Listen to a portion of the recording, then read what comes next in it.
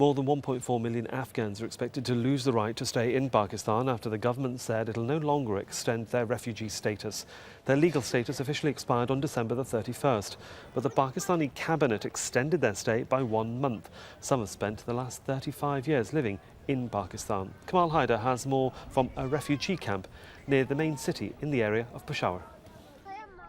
Ongoing tensions with the United States and worsening relations between Afghanistan and Pakistan has created a new problem for the Afghan refugees.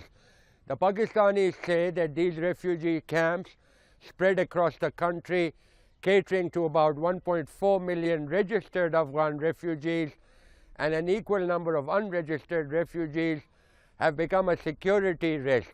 Pakistan is pushing pressure now that these refugees should be taken back into Afghanistan, and so that once that is done, then we will be more able to say that we are not allowing any sanctuaries within its own territory. More than 3.5 million Afghan refugees who have been living in Pakistan for the last 30 or 40 years now.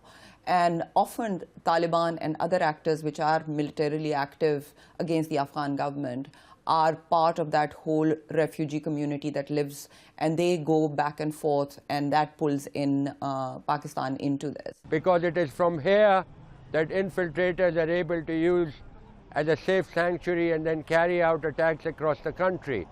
The Interior Minister and the Intelligence Chief of Afghanistan are already here in Pakistan to discuss the rising tensions between the two countries.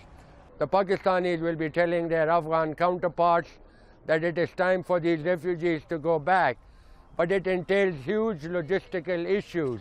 The biggest problem at the moment is that there's the winter break.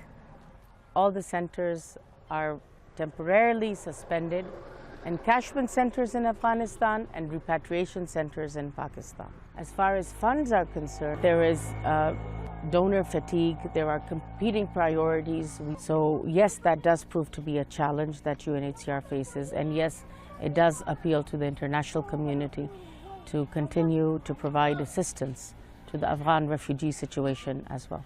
The Pakistani government is likely to give a few more months for the repatriation of the Afghan refugees, but these people complain that they cannot go back to a country torn apart by conflict and go back to a country which has nothing to offer to them. We can't afford to go back to a war-torn country where we have no shelter, no jobs, and above all, no peace. So how we are going to survive? We want to go back happily once situation allows.